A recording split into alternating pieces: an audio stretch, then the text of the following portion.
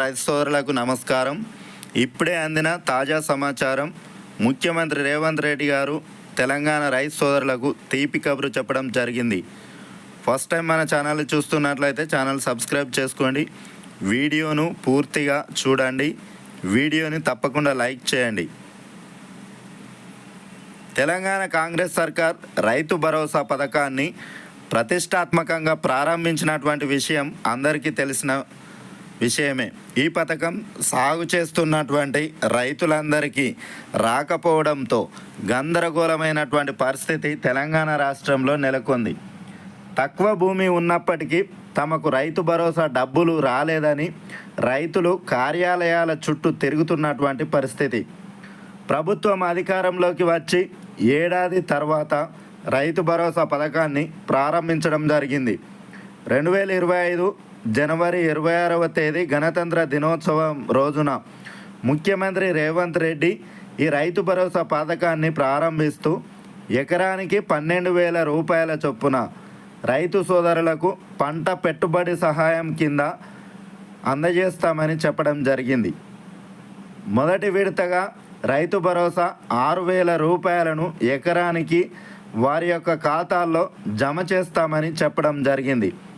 అయితే ఈ పథకం ప్రారంభించిన తర్వాత మొదటి విడతలో 17.3 లక్షల మంది రైతు సోదరులకు 9.29 లక్షల సాగు భూమికి 557.54 కోట్ల రూపాయలను రైతుల యొక్క ఖాతాలలో జమ చేసింది ప్రభుత్వం. రెండవ విడతలో భాగంగా 2 ఎకరాల వరకు ఉన్నటువంటి రైతులకు 13.23 లక్షల మంది రైతులకు 18.19 లక్షల ఎకరాలకు 1,091.95 కోట్ల రూపాయలను రైతుల యొక్క ఖాతాలలో జమ చేసింది ప్రభుత్వం. ఇదిలా ఉండగా మూడవ విడతలో 3 ఎకరాల లోపు ఉన్నటువంటి రైతులకు 21.12 లక్షల ఎకరాలకు 10.13 లక్షల మంది రైతు సోదరులకు 1,269.32 కోట్ల రూపాయలను రైతుల యొక్క ఖాతాల్లో జమ చేసింది కాంగ్రెస్ సర్కార్. కాగా ఇప్పటి వరకు 3 ఎకరాల లోపు సాగు చేస్తున్నటువంటి రైతులకు 3,000 కోట్ల రూపాయలను రైతుల ఖాతాల్లో రైతు భరోసా కింద జమ చేసింది ప్రభుత్వం. కానీ అనేక మందికి రైతు భరోసా డబ్బులు జమ కాలేదని చెప్తున్నటువంటి పరిస్థితి. దాంతో రైతు భరోసా కేంద్రాలను కూడా వ్యవసాయ శాఖ కార్యాలయాలలో ప్రారంభించడం జరిగింది. రైతుల నుంచి వస్తున్నటువంటి ఫిర్యాదులను స్వీకరించింది. ఇదిలా ఉండగా తెలంగాణ ప్రభుత్వం సాగు చేస్తున్నటువంటి భూములకు మాత్రమే రైతు భరోసా అందజేస్తామని తెలియజేసినటువంటి విషయం తెలిసిందే. గత బీఆర్ఎస్ ప్రభుత్వం రైతు బంధు పేరుతో అనేక వేల కోట్ల రూపాయల ప్రజాధనాన్ని వృధా చేసిందని కాంగ్రెస్ సర్కార్ ఆరోపించింది. కానీ కాంగ్రెస్ సర్కార్ బీఆర్ఎస్ సర్కార్ మాదిరిగా కాకుండా కేవలం సాగుకు యోగ్యమైనటువంటి భూములకు మాత్రమే రైతు భరోసా అందజేస్తామని, ఎట్టి పరిస్థితుల్లో కొండలు, గుట్టలు, రాళ్ళు, రప్పలు, వెంచర్లు, సాగుకు యోగ్యం కానటువంటి భూములకు రైతు భరోసా ఇచ్చేది లేదని తేల్చి చెప్పడం జరిగింది. కానీ ప్రస్తుతం సాగు చేస్తున్నటువంటి రైతులకు కూడా రైతు భరోసా అందనటువంటి పరిస్థితి. అలా జరగడానికి కూడా ఆ సర్వే నంబర్లు ఏదైనా కొంత భూమి సాగుకు యోగ్యం కాకుండా ఉన్నట్లయితే ఆ సర్వే నంబర్ మొత్తం బ్లాక్ లిస్టులో ఉండి పంట పెట్టుబడి సాయం జమ కాలేదని తెలుస్తుంది. ఈ సమస్యను పరిష్కరించేందుకు వ్యవసాయ శాఖ, రెవెన్యూ శాఖ సమన్వయంతో కలిసి పనిచేస్తున్నాయి.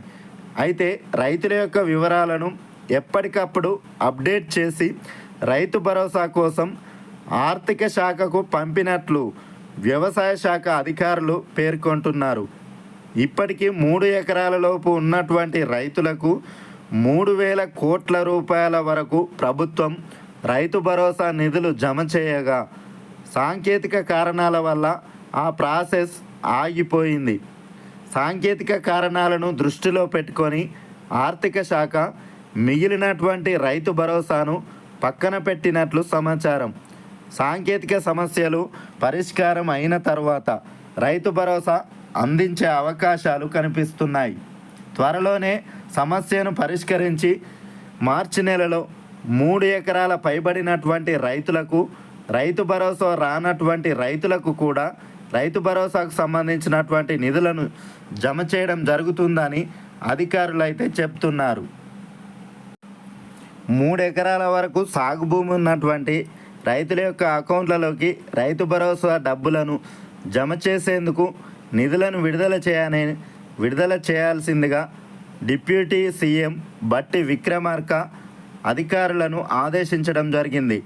ఈ క్రమంలోనే బ్యాంకర్లకు కూడా ఉప ముఖ్యమంత్రి కీలకమైనటువంటి ఆదేశాలు అయితే ఇవ్వడం జరిగింది. ఎప్పుడెప్పుడా అని ఎదురు చూస్తున్నటువంటి రైతులకు రేవంత్ రెడ్డి సర్కార్ అయితే తీపి కబురు అయితే చెప్పడం జరిగింది.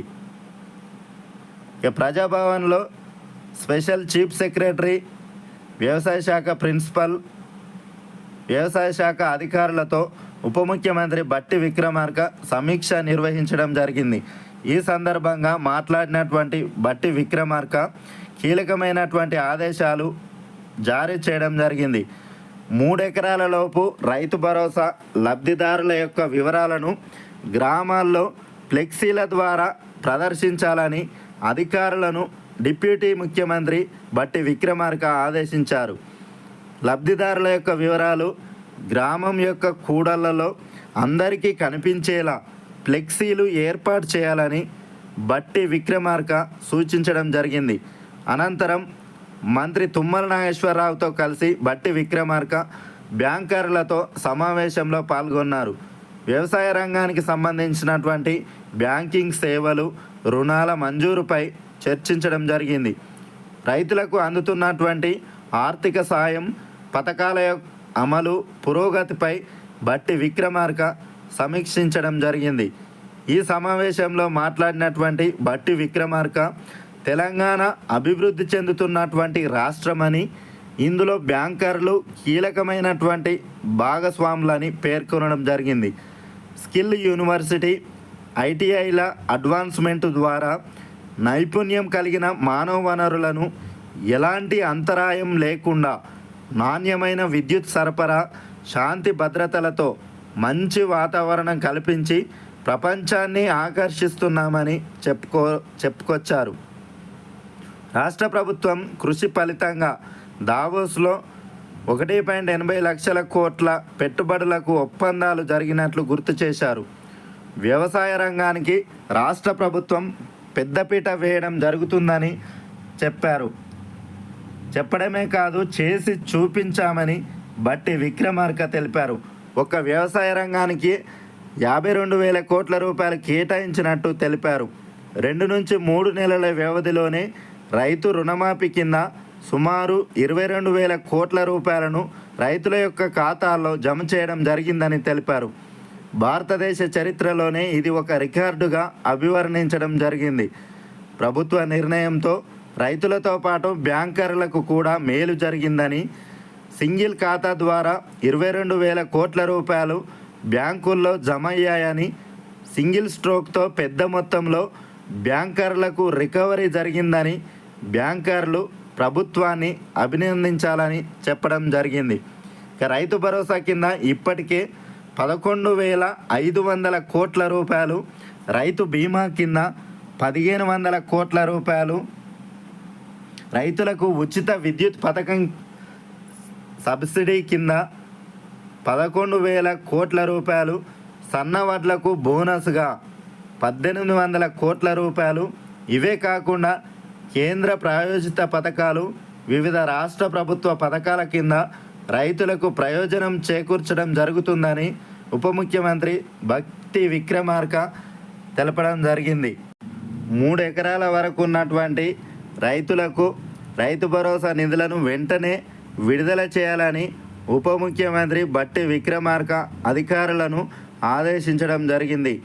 ఎట్టి పరిస్థితుల్లో రైతు భరోసా విషయంలో జాప్యం చేయకుండా అర్హత కలిగినటువంటి రైతు సోదరులకు వారి యొక్క అకౌంట్లలో రైతు భరోసా నిధులను వెంటనే జమ చేయాల్సిందిగా ఉప ముఖ్యమంత్రి బట్టి విక్రమార్క అధికారులను ఆదేశించడం జరిగింది.